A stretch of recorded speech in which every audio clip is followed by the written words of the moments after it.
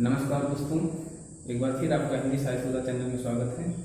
आज हम पुनः महर्षि शरणगुप्त जी के द्वारा लिखा गया साकेत महाकाव्य, जिससे आपकी कक्षा में उद्धृत कैकेयी का अंतःपुर पाठ, इसका अंतिम भाग लेकर आए हुए हैं। 4 भाग इसके पहले मैंने आपके लिए बना दिए हैं। आइए अंतिम चरण में व्याख्या भाग समझते हैं और रेखांकित अंश की व्याख्या, पद्यांश पर आधारित प्रश्नों के उत्तर के बारे में समझते हैं। तो देर न करते हुए शुरू करते हैं। पिछले दिन आपने पढ़ा कि राम माता कैकेयी को बताते हैं कि तुम जैसी माता को 100 बार धन्यवाद है, जिसने भरत जैसे पुत्र को पैदा किया है, भरत जैसे पुत्र को जन्म दिया है। तो उसके पश्चात कैकेयी पश्चाताप करते हुए पुनः राम को समझाती हैं और कहती हैं कि लेकर अपना यह पुलिस कठोर कलेजा, हे पुत्र राम। पुलिस अर्थात होता है वज्र, आप लोग जानते होंगे, महर्षि दधीच की अस्थियों के द्वारा बना था। वज्र का निर्माण महर्षि दधीच की अस्थियों से हुआ था। तो कठिनता के मामले में वज्र को बहुत ज्यादा कठोर माना जाता है। कैकेयी कहती हैं कि मैंने अपना वज्र की तरह कठोर कलेजा अर्थात हृदय लेकर ही, हे पुत्र राम, इसके लिए अर्थात भारत के लिए ही तुम्हें अर्थात राम को बता रहे हैं, बन भेजा था। हे पुत्र राम, मैंने अपना वज्र जैसा कलेजा लेकर के इस भारत के लिए ही तुम्हें बन भेजा था। अब इसलिए क्या करो, घर चलो, इसी के लिए न रूठो अब यूं। हे पुत्र राम, अब जब भरत भी तुम्हें घर ले जाने की जिद कह रहा है तो इसी के लिए इसका कहना मान लो और घर को लौट चलो। अब रूठना बंद करो, अब इस प्रकार से मत रूठो। कैकेयी कहती हैं कुछ और कहूं तो उसे सुनेंगे सब क्यों। यहाँ पर उपस्थित सभा में सभी लोग, यदि मैं कुछ और कहती हूं तो क्या उसको सुनेंगे। कैकेयी सभा के लोगों से कहती हैं कि मुझको यह प्यारा और इसे तुम प्यारे, हे पुत्र राम, यह भरत मुझे प्रिय है और मेरे इस भरत को तुम प्यारे हो, तुम प्रिय हो, इसलिए मेरे लिए तुम दुगने प्रिय हो। दुगने प्रिय क्यों कहा कैकेयी ने? क्योंकि जैसे बच्चा होता है, बच्चे को खिलौना पसंद होता है, माँ क्या करती है, बच्चे के खिलौने को बहुत ही सहेज कर रखती है। वह खिलौना बड़ा प्रिय होता है बच्चे को, इसलिए वह खिलौना बच्चे की वजह से माँ को दुगना प्रिय होता है। कहीं बच्चा उसकी अनुपस्थिति में बिगड़ जाए या रोना शुरू कर दे, तो वैसे ही माता कैकेयी यहाँ कहती हैं कि मुझको यह प्यारा और इसे तुम प्यारे, है पुत्र राम, यह भरत मुझे प्रिय है और इस भरत को तुम प्रिय हो, इसलिए मेरे लिए तुम दुगने प्रिय हो और इसके कारण रहो न मुझसे न्यारे, तुम हमसे अलग न रहो। मैं इसे न जानूं किंतु जानते हो तुम, हे पुत्र राम, मैं अपने इस भरत को नहीं जानती हूँ, लेकिन तुम इस भरत को अवश्य जानते हो तथा अपने आप से पहले इसको मानते हो। अपने से पहले इसे मानते हो तुम, अपने आप से ज्यादा सम्मान तुम भरत का करते हो, इसलिए तुम भ्राताओं का प्रेम परस्पर जैसा, तुम सभी भाइयों का एक दूसरे के प्रति जैसा प्रेम आज जागृत हुआ है, यदि वह सब पर यूं प्रकट हुआ है वैसा तुम समस्त भाइयों का एक दूसरे के प्रति प्रेम यदि इस प्रकार से प्रकट हुआ है तो पाप दोष भी पुण्य दोष है मेरा। तो मेरे द्वारा किया गया पाप दोष कौन सा है? कैकेयी ने राम को वन भिजवाया भरत के लिए, लोभवश पाप हो गया, बन जाने के कारण दशरथ का मरण भी हुआ। तो कैकेयी मानती है कि मैंने ये पाप किया है, लेकिन मेरे पाप करने से तुम सभी भाइयों का आपसी प्रेम जागृत हुआ है, इसलिए मैं अपने पाप दोष को पुण्य दोष मान लेती हूँ, अर्थात पुण्य समझकर अपने आप को संतुष्ट कर लेती हूँ। आगे कहते हैं मैं रहूं पंक्तिना पद्म कोश है मेरा। पद्म कोश कमल का पुष्प, पद्म का अर्थ होता है कमल, कोश का मतलब होता है समूह, एक कमल का जो कुंज है। तो कहती है मैं रहूं पंकिला, मैं भले ही कीचड़ से सनी रहूं, अर्थात मुझ पर भले ही कुलच्छन होने का आरोप लगा रहे या लोग मुझे दुष्चरित्र रानी के रूप में जाने, लेकिन मैं कीचड़ से सनी हुई हूं तो भी क्या हुआ, मेरा पुत्र कमल के जैसा सुंदर है। आगत ज्ञानी जन उच्च भाल ले लेकर के, यहाँ पर आए हुए, आगत का अर्थ होता है आए हुए, आगत ज्ञानी जन उच्च भाल ले लेकर, यहाँ पर आए हुए ज्ञानी लोग अपने उच्च मस्तिष्क को लेकर के, हे पुत्र राम, तुम्हें अकार्थ, अतुल का अर्थ होता है आकाश अकाट युक्तियां अर्थात उपाय देकर के समझाएं। समझाने का अर्थ है यहाँ पर आए हुए समस्त ज्ञानीजन अपने उच्च मस्तिष्क को लेकर के अकाट युक्तियों को दे करके तुमको समझाएं। मैं नहीं समझा पाऊंगी, मेरे पास तो एक अधीर हृदय है बेटा, है पुत्रराम, मेरे पास तो एक अधीर हृदय के रूप में मेरा पुत्र ही है, और आज मेरे उस पुत्र ने उसने फिर तुमको आज भुजा भर बेटा, फिर मेरे उस पुत्र ने आज तुम्हें अपनी भुजाओं में भर करके गले लगा लिया है, और उस पुत्र को तुमने भी अपनी भुजाओं में गले लगा लिया है, तो इसलिए अब घर को लौट चलो। यही पर आपका पाठ्यक्रम समाप्त होता है, ये पूरा समझते हैं। उसके बाद इस पर आधारित प्रश्नों के उत्तर की ओर चलते हैं। कई कहते हैं कि मैंने अपना वज्र की तरह कठोर हृदय लेकर के ही तुम्हें वन भेजा था, इसलिए आज तुम इसी के लिए घर चलो। किसके लिए कहा? भरत के लिए। तो आज इस भरत के लिए ही तुम यहाँ से घर को लौट चलो। यहाँ पर आए हुए लोग यदि मैं कुछ और कहूँ तो क्या उसको सुनेंगे? मुझको यह भरत प्यारा है, और इस भरत को तुम अर्थात राम प्रिय हो, इसलिए मेरे दुगने प्रिय राम तुम मुझसे अलग ना रखो। मैं अपने पुत्र भरत को भले ही नहीं जानती हूँ, लेकिन तुम इसे भली भांति जानते हो और अपने से भी ज्यादा इसका मान करते हो। तुम समस्त भ्राताओं का एक दूसरे के प्रति यह प्रेम एक दूसरे पर जिस प्रकार से प्रकट हुआ है, तो इसके कारण मेरे द्वारा किया गया पाप दोष भी मुझे पुण्य संतोष लगता है, मुझे पुण्य लगता है, और मैं उसे पुण्य मानकर संतुष्ट हो जाऊंगी, क्योंकि मैं भले ही कीचड़ में सनी रहूं, मैं भले ही आचरणहीन के रूप में कीचड़ में सनी रहूं, या चरित्र पर मेरे लांछन लगाया गया है, लेकिन मेरे द्वारा पैदा किया गया पुत्र कमल के समान है, अर्थात मेरा कमल तो मेरा है, अर्थात भरत मेरा है। तो यहाँ पर आए हुए समस्त ज्ञानीजन अपने उच्च मस्तिष्क को लेकर के हे पुत्रराम तुम्हें अकाट युक्तियां देकर के समझाते रहे। मेरे पास तो केवल एक अधीर हृदय वाला पुत्र ही है, जिसको या जिसने तुम्हें आज अपनी भुजाओं में भरकर भेटा है और पश्चाताप किया है, इसलिए पुत्रराम घर को लौट चलो। अब आते हैं प्रश्न और उनके उत्तर की ओर। पहला प्रश्न आप सभी जानते हैं, पद्यांश का संदर्भ लिखिए। संदर्भ या पाठ का नाम भी पूछा जाता है, तो संदर्भ आप लिख सकते हैं प्रस्तुत। पूरा प्रश्न मैंने नहीं लिखा है, आप उसको लिख दीजिएगा। पद्यांश का संदर्भ लिखिए, तो आप संदर्भ लिखेंगे प्रस्तुत पद्यांश हमारी पाठ्य पुस्तक। अब यहाँ पर ध्यान देने की बात है, यदि विद्यार्थी सामान्य हिंदी का है तो वह सामान्य हिंदी लिखेगा, यदि हिंदी का है तो हिंदी लिखेगा। मैं दोनों लिखे दे रहा हूँ, सामान्य हिंदी या आवेश लगा देते हैं, दोनों तरह के विद्यार्थी लिख सकते हैं। हिंदी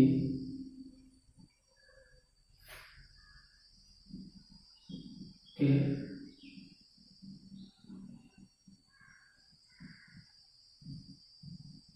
काव्य खंड से मैथिली शरण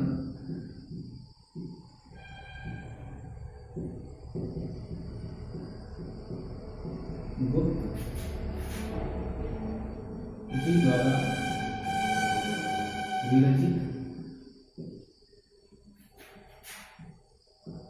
कैकेयी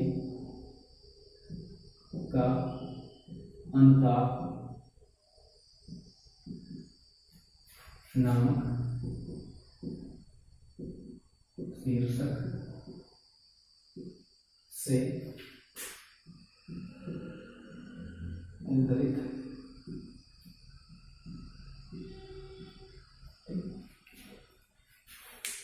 अगला प्रश्न आता है, कैकेयी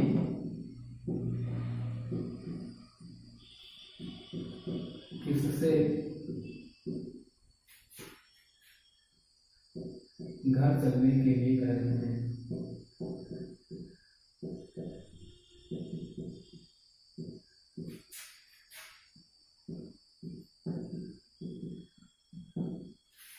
कैकेयी किससे घर चलने के लिए कह रहे हैं? इसका सीधा उत्तर आप यहाँ से निकालेंगे, घर चलो इसी के लिए।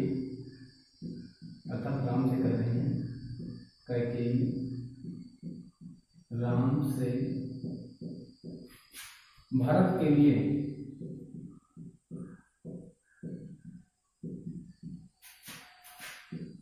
घर चलने के लिए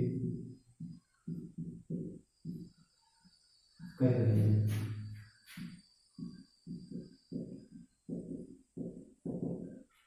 इसे पर सोच सकते हैं। यह आपका दूसरा प्रश्न था।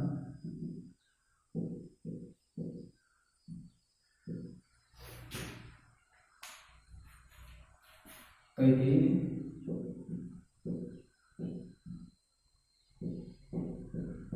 राम से भरत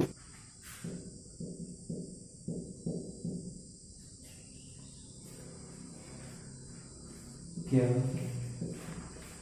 बताया। कैकेयी राम से भरत के लिए क्या बताया, इसका उत्तर आएगा। कैकेयी ने राम से भरत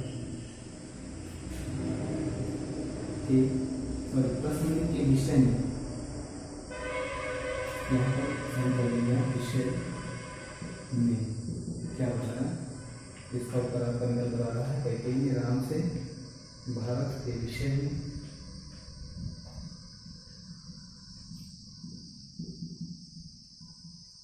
बताया कि मेरे भारत को तुम प्रिय हो और भारत मुझे प्रिय है, इसलिए तुम मुझे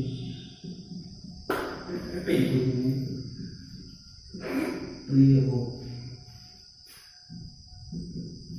यह आपका प्रश्न रहता है। चौथा प्रश्न आपका निकल आता है।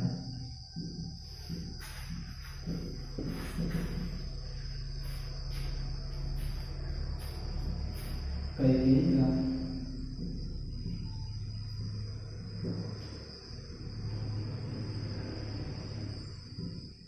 कौन सा पाप दोष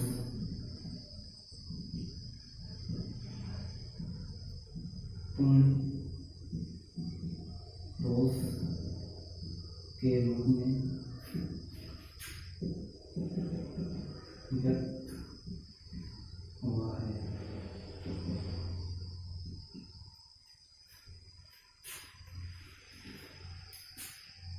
उत्तर आपका निकल कर रहा है। कैकेयी के द्वारा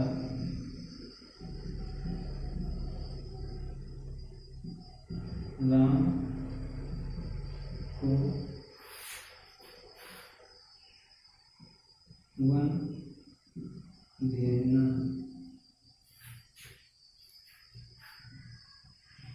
वन भेजने का कार्य पाप दोष के रूप में व्यक्त है, किंतु वन में सभी भाइयों का एक दूसरे के प्रति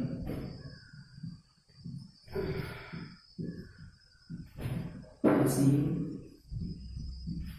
प्रेम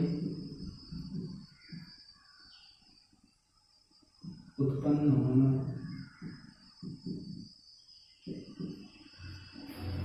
कैकेयी को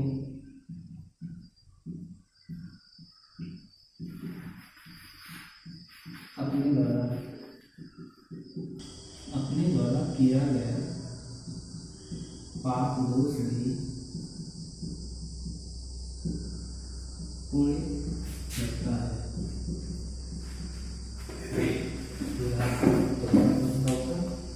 कैकेयी के द्वारा राम को भेजने का कार्य पाप दोष के रूप में लगता है कि वन में सभी भाइयों का एक दूसरे के प्रति असीम प्रेम उत्पन्न होना कैकेयी को अपने द्वारा किया गया पाप दोष भी पूर्ण दोष के रूप में लगता है। अगला प्रश्न आता है आपका, रेखांकित अंश की व्याख्या कीजिए। तो आगत ज्ञानी जन उच्च भार लेकर के समझाने उनको अतुल युक्तियाँ देकर, तो ये वाला आपका रेखांकित अंश है। प्रश्न 5 है, उसका उत्तर आपका, इसको हम उत्तर के रूप में लिखना शुरू करते हैं। रेखांकित अंश की व्याख्या।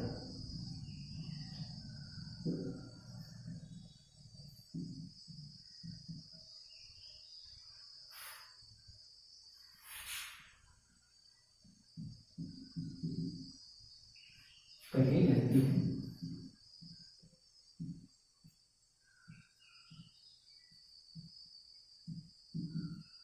कि यहाँ आए हुए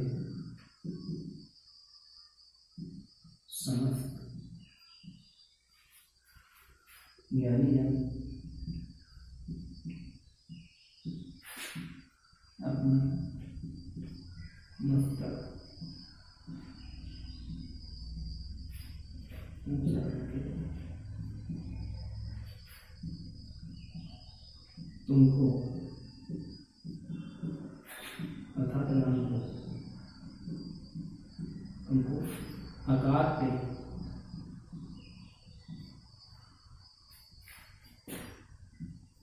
युक्तियाँ लेकर घर लौट जाने के विषय में